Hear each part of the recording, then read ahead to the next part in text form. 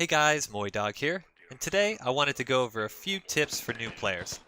If you haven't realized it yet, Squad is currently 50% off for the Steam Summer Sale, and we've been getting a whole bunch of new players checking out the community and wanting to learn. If you're an experienced Squad player, this is probably stuff you already know, but I've been getting a lot of people that stop by the stream and ask things like, what is Squad, what are the game modes, and what is the objective? So for you guys, I wanted to explain what Squad is, briefly describe the different types of game modes, and then go over some of the key mechanics behind a typical game of Squad that will help you get started, like selecting your kit and building a fob. I'll have a separate video for beginner tips and tricks, so keep an eye out for that one as well. Before we dive in, I do want to say that this is Squad how it is as of June 2019. There may be small tweaks to certain mechanics due to the nature of the game still being in development, so I'll make sure to post a link in the description below to any update videos if big sweeping changes are made. So, what is Squad? Well, Squad is an online cooperative tactical military simulator, or MILSIM. It's a first-person shooter that has elements of FPS play you may find in games like Escape from Tarkov, DayZ, or even Rainbow Six Siege. But it also adds in combined arms combat with fully manned vehicles. There are smaller transportation vehicles, but also large main battle tanks like the American Abrams, British Challenger, or the Russian T-72, which require a driver, gunner, and commander. Additionally, you'll also have player-built bases to establish spawn points, put up gun emplacements, set up mortars, ammo resupply, and more. In Squad, players take sides and split up into 9-man squads to fight over objectives. What you do from the moment you load up into the game to when it's over is completely up to you and your teammates. Squad leaders will communicate with each other to discuss strategy, which will then be communicated to the squad itself. There's no progression system, no weapon skins, no battle pass. You play Squad because of Squad, and no gimmicks are needed. It's faster paced than Arma and less arcadey than Battlefield. So if you like working together with other players, modern combat, and a tactical approach to first-person shooters on a larger scale, you're going to love Squad.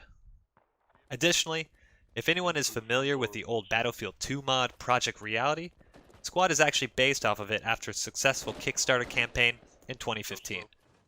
Although we're not certain when we'll be out of early access, the current game plays more like a full release than most games in alphas or betas. Another frequent question I get is, how is the community?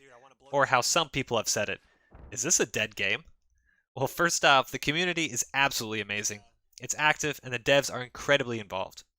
The Join Squad subreddit and Discord are extremely popular, the wiki is constantly updated, and at any given time of the day, you'll see full servers and even queues to get into them. Unlike games like Call of Duty, Squad has community-run servers. They're typically clan-owned, and it is common to find people playing the same server or group of servers day in and day out.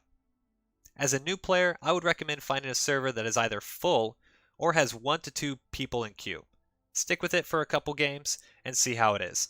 Tell your squad that you're a new player, and more often than not, the squad leader and your squad mates will help you out. If you like the server, keep going back to it and you'll notice the same familiar names and voices. It really is a great feeling hopping into a server and seeing the same squad leader, medic, or that tank crew you played with before, and it makes you feel like you're really part of the server's community.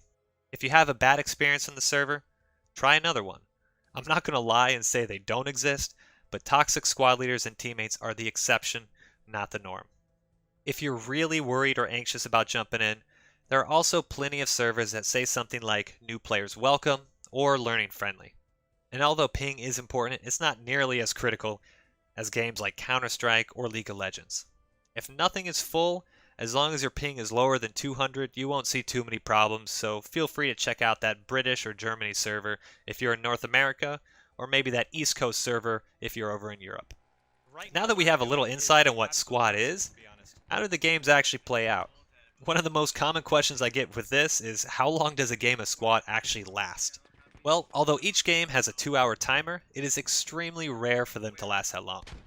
A typical game will last anywhere between 45 minutes to an hour, with lopsided games ending within 30 minutes, and extremely tight games pushing an hour and 15 or even an hour 30. We'll talk about game modes in a sec, as these can also affect the time, but to keep it safe, just think that an average game of Squad will be about an hour, give or take 5 or 10 minutes. Now with regards to gameplay, I often hear things like, what is the objective, or how do you win? An easy comparison to make is that since Squad has its roots based in Battlefield 2, many of the game modes have some similarities to Battlefield game modes, like Conquest or Breakthrough, but that is really simplifying it. As of June 2019, there are 7 game modes, but we're going to go over the 3 most common modes you'll be seeing when you jump into a server. The first is Advanced and Secure, or AAS, and it's by far the most popular game mode. In AAS, teams fight over a set of control points or flags in order to drain the enemy's tickets. Both teams start at their respective main bases and move to capture the neutral flags. Unlike Conquest and Battlefield, these flags must be captured in order, and having more flags than the enemy will start a ticket bleed. By capturing objectives, killing the enemy, and destroying enemy vehicles, you will eventually reduce the enemy's tickets to 0 and win the game. Secondly, a relatively new variant of this game mode is Random Advanced and Secure, or RAAS. This has the same rules as AAS, but you are not able to see all of the flags on the map. In RAAS, once you capture the first flag, you will then see the next one pop up on the map, and then it will be able to be contested. This fog of war mechanic makes for more interesting games, as some squads will wait to see where the flags end up, while others will push out, scouting ahead in order to contest areas of the map in hopes that there is a flag nearby. I would argue that this is slowly becoming the main game mode in Squad, as the nature of random flags hidden behind a fog of war makes aggressive attacks towards the enemy's first flag a lot less likely. Lastly, the third most common game mode you'll run into is Invasion. In Invasion, one team defends the entire map while the other one attacks. Defenders start with a massive amount of tickets, while attackers must capture points in order to increase their own tickets. Flags cannot be recaptured by the defenders, so defenses are incredibly important, and you may often see teams focusing on only a few key areas of the map to set up massive bases, big emplacements, and mortars. Although this is one of the more popular game modes, this is the one that may last the full 2 hours. In order to win, the attackers must capture all of the points on the map, while defenders can only win if they reduce the enemy's tickets to 0. Since attackers gain 100 tickets for each flag they capture, and good defenses and competent attacks can result in intense fighting over every area of the map, it isn't uncommon for these games to last an hour and a half or 2 hours. I would strongly recommend any new player to play any one of these 3 game modes: Attack and Secure, Random Attack and Secure, or Invasion. These game modes are not only the most popular, but will give you the best feel for Squad and how teams interact with each other and move around the map. There are plenty of other game modes, including a brand new one called Territory Control, which I go over in my V14 update video, but play these ones first. If you're unsure of how to find these games, look for AAS, RAAS, or INV in either the server title or the map name in the server browser. When you join the server, the team you're currently placed on will have a giant green button that says Continue. If you wish to join the other team, you can click the Click to Join button on the other faction, but typically you're auto-bounced on the right team, so I would always recommend simply clicking Continue and jumping right in. Once you're in, click the green Join button next to a squad. Some squads may show full or red padlock, indicating that they are locked. These are typically reserved for smaller squads that are specialized, such as a tank crew. The next thing you're going to want to do is grab a kit, right? Well, as mentioned previously, there's no weapon customization in Squad. Based on the amount of squad members and the players on your team, only certain kits are available to be selected. Squad is supposed to replicate a large-scale war between factions, so generalized loadouts like M4s and AKs with varying optics, light machine guns, and soldier-carried anti-tank weapons are standard. When selecting a kit, you'll notice that some may have drop-down menus showing different variations of that kit, such as maybe an M4 with a red dot, or one with just iron sights but a foregrip. Additionally, some are going to be highlighted in red, which means that they are unavailable. This either means it is locked because there are not enough players in your squad or on your team, or the kit has already been taken by another person. For example, the Combat Engineer kit is only available once a team has 15 players, and a second one is available at 20 players. Additionally, you need to have 3 players in the squad in order to be eligible to even select that kit. Because of the limited numbers of these specialists and kits, roles like Heavy Anti-Tank, Combat Engineer, and Machine Gunners should not be taken lightly. Selecting Marksman because you want to quote-unquote snipe might result in your squad not having enough anti-tank. If Squad 1 takes both heavy anti-tank kits, instead of letting another squad have one, it may result in Squad 2 running into armor on the other side of the map and them having no way to take it out. As a new player, I'll keep it simple, and I'll just strongly recommend one of the two kits, Medic or Rifleman. As a Medic, you'll be sticking with your squad, healing with your med pouch, and reviving with bandages. As a Rifleman, you're more than just a rifle, and also have the ability to build sandbags and drop ammo bags for your squad to resupply off of. These are critical squad roles that will require you to stick with your team and listen to your squad leader, but will also help you learn how a squad works as a unit. You'll find frequent callouts for healing or ammo, and have plenty of action with the standard issue rifle. Most importantly, you'll be able to also see how the other kits in your squad are used without wasting critical assets. The point I'm trying to make here is that this isn't Battlefield. You can't simply grab the kit you want to use all the time because it's a team game. Additionally, you want to know how to use this kit before you actually start playing with it, since some are extremely important to the game itself. Sometimes you can't just pick marksman because we need more light anti-tank. To be honest, when I'm not squad leading, my favorite kit is just the basic Rifleman. It's incredibly versatile, and if you're ever unsure of what to pick, a Rifleman is always welcome in any squad. After you've selected your kit, you'll spawn in. When you're in, use V as in Victor for local comms, and B as in Bravo for squad comms. Local lets you talk to everyone on your team nearby, no matter the squad, whereas squad comms just let your squad communicate to each other. Although you won't use this until you're a squad leader, just so that you're aware, G as in George is for command comms so that squad leaders can communicate to each other. The basic rule of thumbs with comms is to keep random chatter to local, with squad orders and contacts going in squad. At the beginning of games, you'll typically spawn at main. However, during the rest of the game, you'll spawn at either a rally, as indicated by your squad's numbered flag on the map, or a hab. Rallies spawn in waves and can be easily placed down by squad leaders, but they can only spawn your fellow squad mates. Habs are stationary, but allow for anyone on the team to spawn at. There's a lot more behind rallies and spawns at habs, but we'll save that for a later video. What you should do every time you join a squad now is ask your squad leader where to spawn. It's common courtesy, and it helps keep the squad together. Now that we have a general overview of what squad is, and the most popular game modes in squad, the last overwhelming part of the game is what we like to call the fob. Although the radio and forward operating base, or FOB, are used interchangeably, a fob is actually the location within a radio's area that allow teams to build spawn bunkers, weapon emplacements, and vehicle resupply stations. Once a radio is destroyed, all emplacements and spawn areas located inside this fob are also destroyed, which is why they are so important. To build a fob, a radio is placed by the squad leader.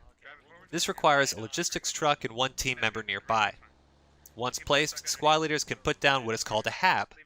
Basically, it's a spawn point for your entire team, and an ammo crate, which allows you to resupply ammunition and also change your kit.